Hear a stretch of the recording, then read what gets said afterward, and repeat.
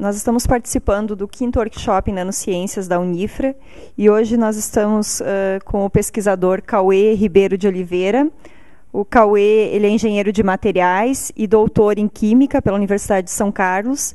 Atualmente é pesquisador da Embrapa, Unidade de São Carlos, e está aqui conosco para falar um pouco sobre o tema de nanotecnologia. Inicialmente, Cauê, eu gostaria de saber qual é a tua percepção sobre a nanotecnologia no Brasil hoje em relação ao mercado e ao posicionamento mundial. Nossa posição ainda de nanotecnologia no Brasil ela é relativamente tímida perto do que se faz ao longo do mundo. O mercado de nanotecnologia ele cresceu principalmente nos setores de química e de semicondutores, mais voltado para eletrônica, computação, instrumentos para computação, essa parte. E o Brasil ainda é bem dependente nesse ponto aí de importações, né? Há uma certa percepção de que os produtos estão entrando dentro do mercado brasileiro e que se não houver uma reação do nosso mercado brasileiro, o mercado vai tender a ser importador, como é já em alguns outros setores. Porém, se nós formos olhar, o Brasil ele já tem uma iniciativa boa em nanotecnologia, do ponto de vista científico, de pesquisa científica. A pesquisa em nanotecnologia no Brasil, ela inclusive é melhor ranqueada do que a média da pesquisa brasileira no mundo, ou seja, a pesquisa brasileira hoje no mundo ocupa um 13º lugar aí, em termos de número de artigos publicados. Em nanotecnologia nós estamos um pouco melhor do que isso. É uma área que reconhecidamente, inclusive por atores de ministérios, é reconhecida como uma área de diferencial do Brasil em termos de competência do conhecimento. O que ainda nos falta é conseguir identificar claramente quais são os setores industriais, os setores de mercado mesmo, em que nós podemos interferir e com chance de sucesso. A gente já tem algumas empresas do setor cosmético vendendo no Brasil, algumas empresas na parte de fertilizantes agronômicos também vendendo, e já tivemos algumas incursões que não foram muito bem sucedidas na parte de materiais, principalmente de nanocompósitos poliméricos, por parte de algumas grandes empresas no Brasil. O que ainda falta para nós é justamente conseguir enxergar claramente o foco. Agora, é fato que, se comparado a algumas outras grandes revoluções tecnológicas que nós tivemos nos últimos anos, existe já uma consciência de que nós precisamos criar uma indústria brasileira de nanotecnologia e estruturar ela. Ao contrário de outros setores em que nós fomos pegos um pouco tanto que a reboque, né?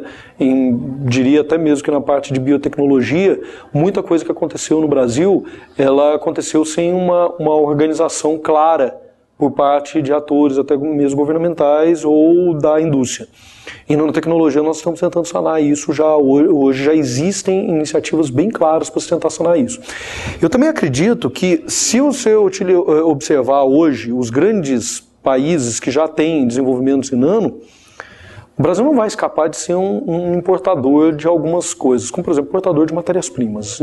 As matérias-primas nanotecnológicas, as nanopartículas, nanotubos, etc. e tal, elas são muito mais tecnificadas do que comparadas a matérias-primas convencionais, como por exemplo mineração. Isso sem dúvida real.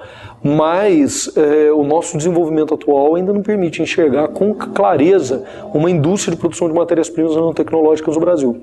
A gente tem hoje uma iniciativa ainda em construção por parte do governo federal, envolvendo a Petrobras, para possivelmente construção de uma fábrica de nanotubos de carbono. O interesse ainda não muito claro, não seria o interesse de revender, de vender esses produtos, mas seria o interesse de ter disponibilidade. Isso, que é uma fábrica em Minas Gerais, né? Exato, isso, ter disponibilidade para protótipos, disponibilidade para se estudar aplicações. Enfim, ainda é algo incipiente perto, e também é importante ter claro que isso é um aspecto só da ideia de nanotubos de carbono. Sim. Nós vamos ver em outras matérias-primas mais ou menos a mesma coisa acontecendo.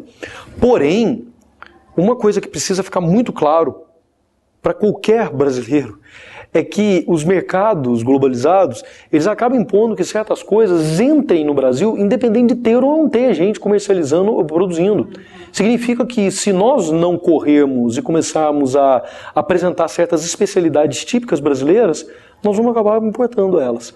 No mercado de têxteis isso é bastante claro. Existem algumas áreas de têxteis que existe a obrigatoriedade que o produto têxtil ele seja bactericida.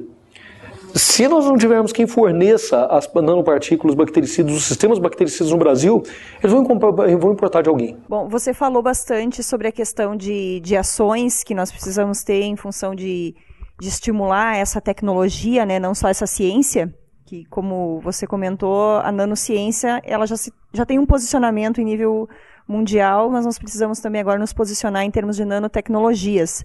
E você é um pesquisador da Embrapa. A Embrapa, nós já reconhecemos, enquanto pesquisadores, que ela está tendo um papel fundamental no desenvolvimento de processos, produtos nanotecnológicos. Como isso é feito dentro da Embrapa e quais as perspectivas?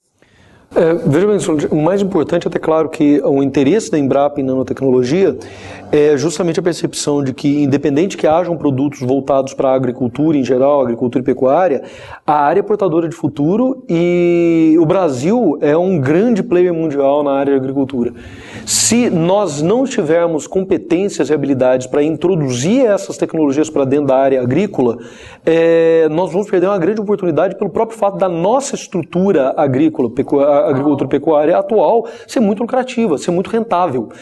Então, hoje, nós temos estruturado o trabalho da Embrapa muito mais como um trabalho da formação de uma rede para captação e conhecimento das várias possibilidades de uso, naturalmente com o trabalho de pesquisa da Embrapa também, certo?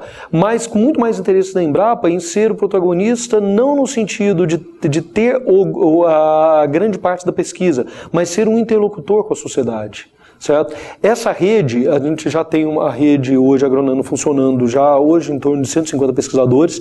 Ela dá suporte para o Laboratório Nacional de Nanotecnologia para o Agronegócio, que é um laboratório do MCT que teve um investimento hoje já da ordem de uns 6 ou 7 milhões de reais para equipamentos, para poder justamente ter técnicas, disponibilidade de técnicas, de processos piloto para começar a ofertar isso para a agricultura.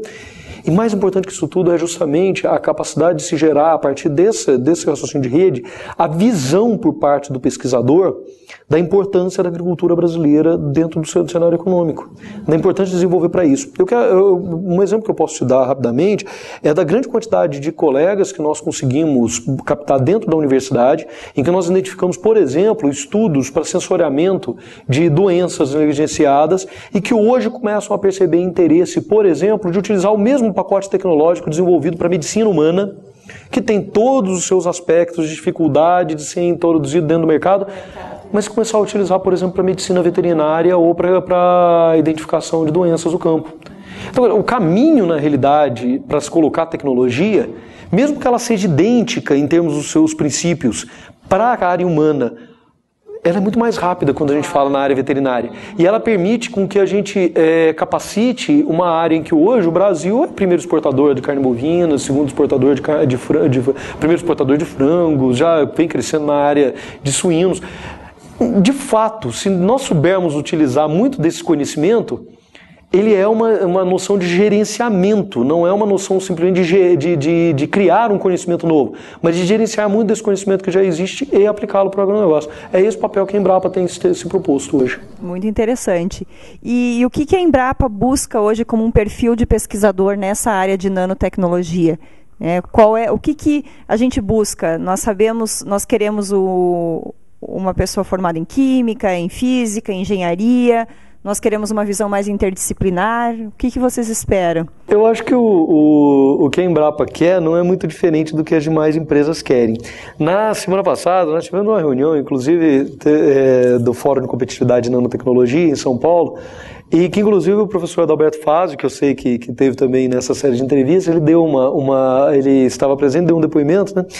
Em que nós temos uma certa movimentação por parte de escolas, em se falar em cursos de graduação de nanotecnologia, em cursos... Enfim, ficou muito claro ao longo da discussão, e ele testemunhou disso também, que boa parte da indústria ela não está preocupada num profissional que tenha formação de nanotecnologia, o título escrito, né? Formação de nanotecnologia. O que ela está esperando, na realidade, é profissionais com formações as mais interdisciplinares possíveis, que tenha consciência e capacitação na área de nanotecnologia.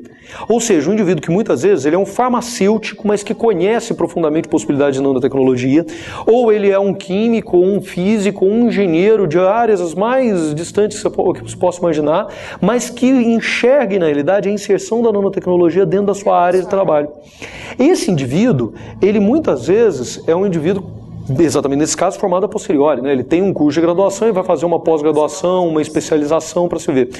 E provavelmente o profissional de nanotecnologia que nós vemos, seja ele mesmo para qualquer indústria no Brasil, ele é muito mais o profissional gestor, o profissional capaz de entender as várias necessidades de diferentes áreas do conhecimento e como interligá-los exatamente, muitas vezes vendo a competência de um bom químico supramolecular e trazendo esse químico supramolecular para trabalhar com um veterinário.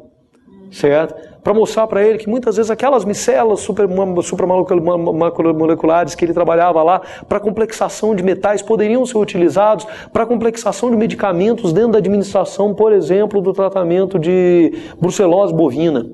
Né, enfim, uma doença qualquer lá, mas enfim, ele acha o ponto para poder buscar o indivíduo que está numa parte e aproximar do lado. Porque ele vai ter esse conhecimento mais amplo e vai poder identificar essas áreas, né? Exatamente. Isso é bem claro. Isso para nós é o que nós temos percebido o seguinte, que isso tem refletido claramente ao longo, principalmente dos programas de pós-graduação, no caso de vocês aqui também, que tem percebido que muitas vezes o interesse em si, ele não é tão específico a ponto de que se eleja um conjunto de especialidades modelo. Por exemplo, contratar um grupo de químicos ou contratar um grupo de físicos.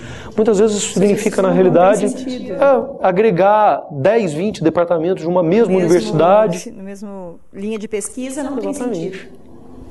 Mas que bom te receber aqui e nós ficamos muito felizes com essa entrevista. Esperamos que isso auxilie bastante também dentro do nosso projeto de divulgação da área e que as pessoas conheçam mais esse tema justamente para divulgar de forma correta a nanotecnologia e explorar todo esse mundo de aplicações futuras que nós temos. Muito obrigada, Cauê. Eu agradeço a oportunidade e estamos à disposição. Obrigada. Sempre.